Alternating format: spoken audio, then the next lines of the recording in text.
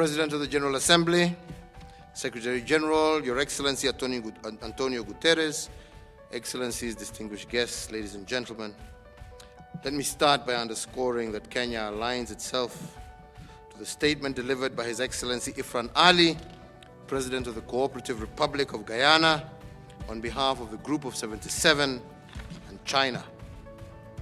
Mr. President, it gives me great honor to participate in this summit this year that marks the super year for biodiversity and nature. The year has provided us with a unique opportunity to get back on track on both biodiversity and nature.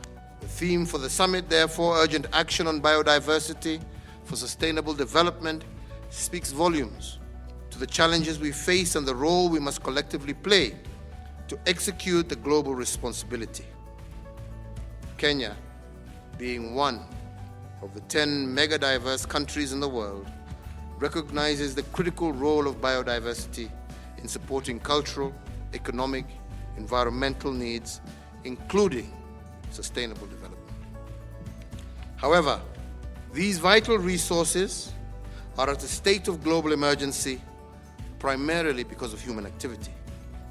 The rate of biodiversity loss, habitat fragmentation, degradation, pollution, and species extinction, as well as disasters linked to climate and extreme weather such as heat waves, droughts, floods, are causing mass destruction across the world.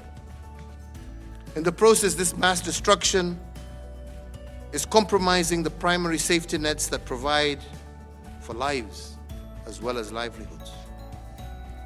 It is therefore critical that the United Nations Human Settlement Program, UN Habitat, and the United Nations Environmental Program, UNEP, among other global bodies, such as the Convention of the International Trade on Endangered Species, are empowered to take up the challenges in a holistic manner. Mr. President, as a nature-based economy, Kenya in 2017 imposed a ban on single-use plastics, and later in 2018 imposed a moratorium on logging, which has resulted in enormous benefits for our environment. Furthermore, Kenya has sought fundamental action in the green and blue economy, premised on clean energy, increased forest cover, conservation, as well as the sustainable use of oceans to protect our biodiversity. Importantly, we wish to note that with the support of the United Nations Environmental Program, Kenya is among the 92 countries that have submitted their 6th national report to the Convention on Biodiversity, which encapsulates the progress, achievements made, and measures taken to address gaps in the implementation of the Aichi biodiversity targets. In addition, in Kenya, we are committed to the development and full implementation of an ambitious and transformational post-2020 global biodiversity framework for the adoption of the 15th Conference of Parties to the UN Convention on Biological Diversity.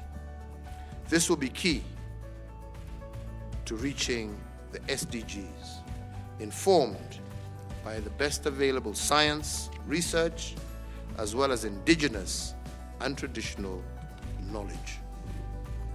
In this regard, Mr. President, we call for urgent action to halt and reverse the destruction of nature.